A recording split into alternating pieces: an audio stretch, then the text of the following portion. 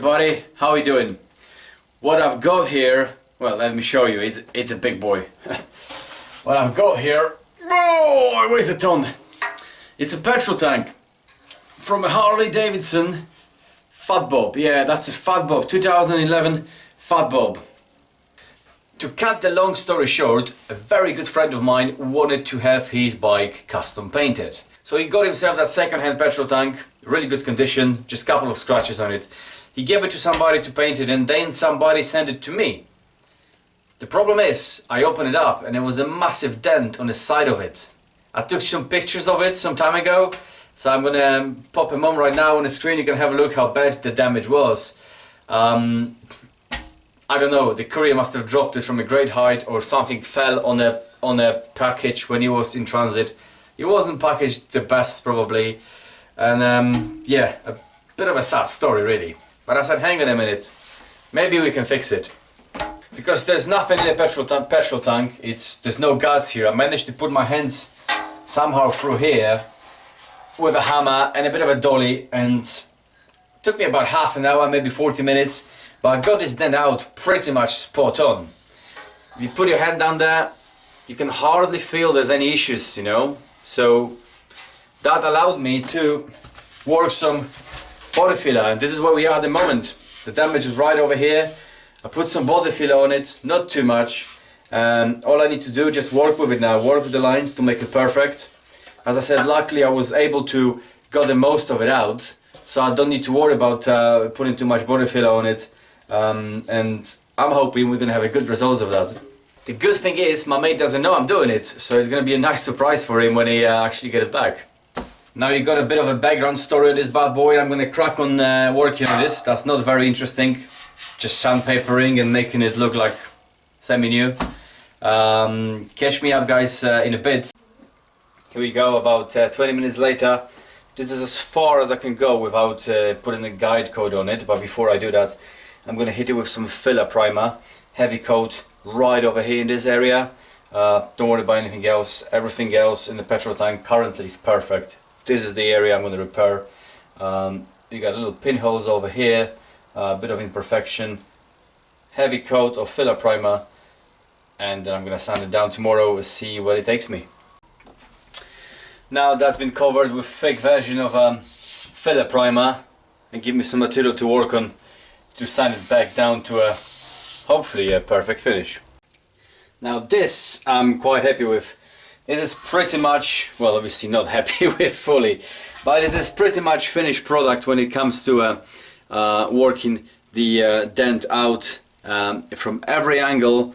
I'm looking at it and I can feel it, and I've done a number of guide coats, and as you can see, so many different colors with body filler and primer and paint and another body filler and stuff. So that's pretty much bang on. I can't feel any imperfections whatsoever. Run my fingers through it, I close my eyes. The body lines are good as well. Pretty confident that's gonna work fine. However, I'm gonna give it spray final black coat just to make sure it's all as it should be, and then I'm gonna work the whole petrol tank as one piece.